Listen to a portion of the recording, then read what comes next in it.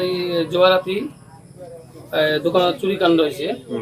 আমাৰ দোকানত যিটো সিন্দুক আছিল, সিন্দুকটো উঠাই লৈ গৈছে। আজি আহি দিছে চকেজ মাল নাছিল, কোনো চকেজটো ভঙা নাই, কিন্তু তলা ফটাই সিন্দুকটো লৈ গৈছে।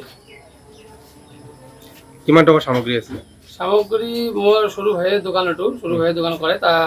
তেওঁ কোৱা মতে মোটামুটি প্ৰায় 5 লাখ টকাৰ মতন মানুহৰ বস্তু আছিল, নিজৰো অলপমান বস্তু আছিল আৰু মানুহে বনাবলৈ দিছে।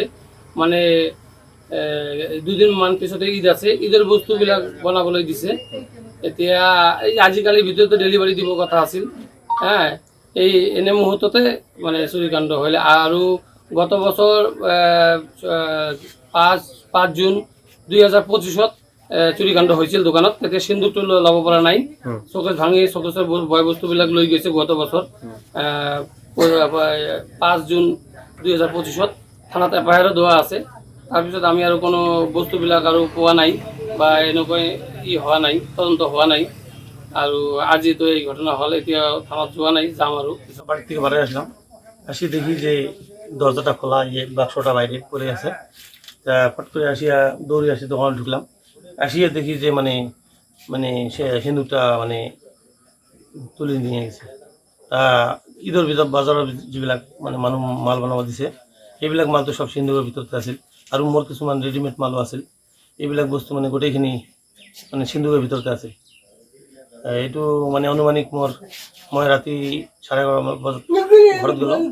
তাৰপিছত খাওয়া দাওয়া কৰি ঘুমাৰ পিছত মানে এটামান বাজিছে আৰু ইয়াৰ পিছতে ঘটনাটো হৈছে আৰু যে বড় ঈদৰ আগতো একবাৰ আহিছিল দোকানত, এইটো সিন্দুক লোৱা নাই, তেতিয়া এমনি চকেজ ভাঙি বস্তুবিলাক লৈ গৈছে। এইবাৰ মানে আৰু টাৰ্গেটটো বেছি আছিল আৰু মোৰ পৰা টাৰ্গেট কৰা হৈছে। এইটো কিমান টকাৰ সামগ্ৰী আছিল? অনুমানিক 5 লাখ হ'ব। 5 লাখ টকা। মানুহৰে বস্তু বেছি টকা আছে না মোৰ তাত। মানুহে ঈদৰ বজাৰত বস্তুবিলাক বনাব দিছে, এইবিলাক বস্তুটো মানুহক জৰিমনা দিবই লাগিব মানুহক। এইবিলাক মানুহতো এৰি নিদিয়ে না।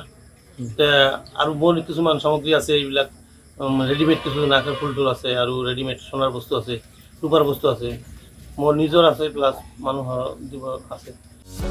যিকোনো খবৰৰ বাবে যোগাযোগ কৰক আমাৰ এই নম্বৰত 9181 307 221।